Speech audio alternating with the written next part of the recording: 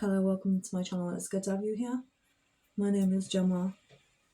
I'm a criminologist and a mother of two, an advanced courtist. So, in this one, I'm going to talk about just after I've introduced myself. Basically, like the rundown of like a Chiron energy, and I want to talk about this because I just want to clear something up. Why not? So they do say in astrology you have asteroids. Chiron is the wounded healer, blah blah blah. Right, so it's like in mythology, it's like a archetypal energy, and it expresses itself through the house and the sign. Right, so Chiron, as all planets, so as asteroids, they are there as well. Do you know? Is there like Lilith? Is there Chiron? Okay, so we have these all planets. I think they're major. Asteroids are more influential with my own personal understanding, where it lies to like wounds and our basic instincts and our desires, so the lower aspects of the Kabbalah. So I think this is kind of like a foundational. It's foundational because it can highlight experiences in our lives that we need to overcome, and what wisdom we need to acquire. So the Chiron energy is really about wounds and how we can heal ourselves and others, and how we just project healing, or how we can overcome our wounds to then heal others with the same wounds that we had encountered. Okay, so this is a Chiron energy. So each chart is different, sign and house will be different, degree will be different, so it'll always be different experiences and different outcomes and stuff like this. So Chiron is malefic at first. They say it's an integration when you're a child of the wounds that you will suffer with throughout your life. Houses. So that will also be a different reflection. So everything will reflect from those, supposedly, astrology, and it reflects. And it's like we carry that as a screenshot when we were born with us. That's what they say. So it becomes our personality, our identity as well. Over time, it's going to explain stuff. This is why they actually use astrology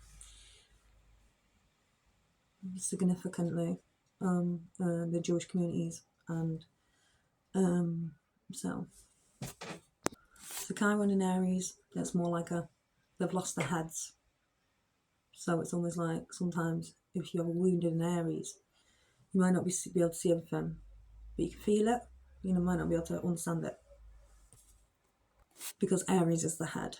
Okay, so Aries in astrology is the head, and the representations of the signs are linked with our body. Okay, so Aries is the head, and I think Taurus is maybe the eyes, and then Gemini, talking, the neck. Okay, so Taurus is like the intestines. I think they like to eat, don't they? Food is a comfort. So I've got Mars and Taurus, I know. But Chiron has a relation to Chiron energy. As a wound, it would be maybe a wound might occur there if you have that in your chart. So I think Chiron and Cancer is the lungs, Pisces is feet, Aquarius is the legs. I think Capricorn might be some organs. Pisces is kidneys. So we might see these wounds pop up in our lives. I think I said everything. So this is a Chiron energy, and then you might see the wounds reflect in your life. Like there might be like instances where if it's passing through as well. So it's currently Chiron is in Aries, and that's the head, and this is where the wound is predominantly. So it's really about identifying the wound in our society, which is the wound of our head. It's almost like it's lost its head connotation, and this happens when it's Chiron in Aries, and it's because it's almost like structure, because Aries provides a lot of structure, So with Aries, with that such energy, so strong, cardinal sign, to be a Chiron there, it's damaging to the system itself. Okay, because it becomes an ego based or more of a detachment of an emotional connection to our feelings and an understanding, because the wound is our head. So it's almost like everyone's lost their heads, and it's a society. It's apparent in society because, like, you know, these ideas that are being generated that are really far left or really far right, and there's no mediocre, and it's almost like there's a status quo that's not taking place anymore, and it's more like far right or far left, and there's a divide in our even our policies now and what's being created and what's going on. So there's a break in our society when Chiron falls through Aries, because it's the wound of the head.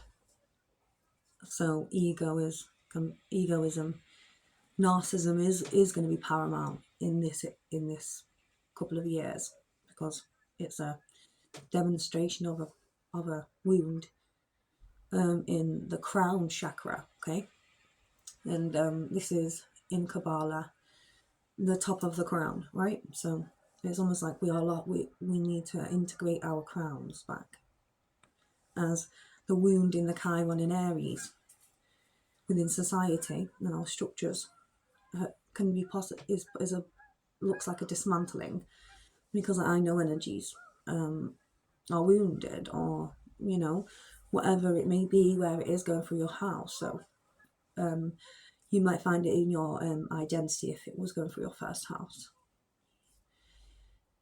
Chiron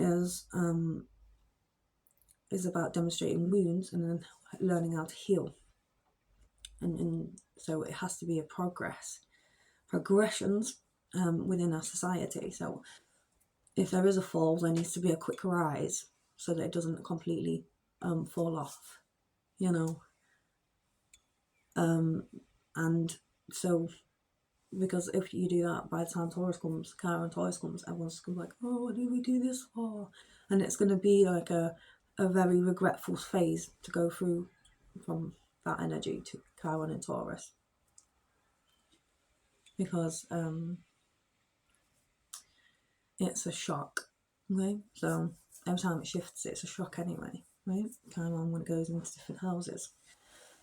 So I'll give an example. Is that I think it was about 3 years ago, and I was really poorly. I had Chiron current going through my 6th house, and I was just ill a lot.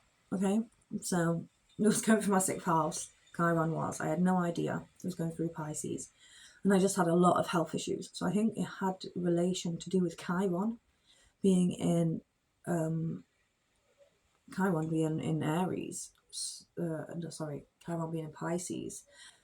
So, you know, I felt that wound greatly, and so I understood that you understand different things depending on where the houses are or where the signs are. Okay, going through your own personal chart. So this is how you can sort of like see where, to me, I can sort of like look back certain events in my life and think, oh, I was poorly at that stage. And it's your 6th house, so it's health and it's workplace. So this is where the struggle was. Okay, so it was medicine. I needed like, I was just poorly a lot, you know. And it's actually quite sad, because it was for a while as well, until I found out I had like fibroids and polycystic ovarian syndrome and stuff like this. So I was diagnosed in that time. So to me, I can see a relation of events that take place and like why, and I can see it myself personally. So that's why I believe in astrology. That's why personally, this is why I talk about it. But we can also represent this as a society and the wound that was being played out in society as well. So astrology is important because we can see where the wounds are, and it is I know energies is our heads, because we don't know what's going to happen next as well. So it depends where it is. So mine's in my 7th house, for example. Okay, so I'll give an example so you understand. And mine is in so Chiron is currently in Aries, so that's my 7th house. So I have a lot of issues with relationships. Okay, so you would see a reflection of that through my time now. So I think it has a really big influence on us. And you know, I just think that Chiron is sort of like, if we make mistakes, we have to rectify it quickly. And I think Chiron Aries really is represented in that in this society. That's why people talk about the pathways and that we're going on separate paths and we have to choose which way we're going to go. And it's because Chiron's in Aries, and it's actually the beginning of it. So it's the beginning of the wound, which would be the head. So it's going down almost. So the Chiron is making its way. And it's always a lesson because he's the wounded healer. So if there's a wound, we learn to heal that. So through this Chiron Aries phase, we're supposed to be experiencing wounds and then trying to heal that through this process before it finishes and goes into Chiron and Taurus. So this is the idea of how we experience to reflect or see a wound or see possible outcomes, maybe to stop,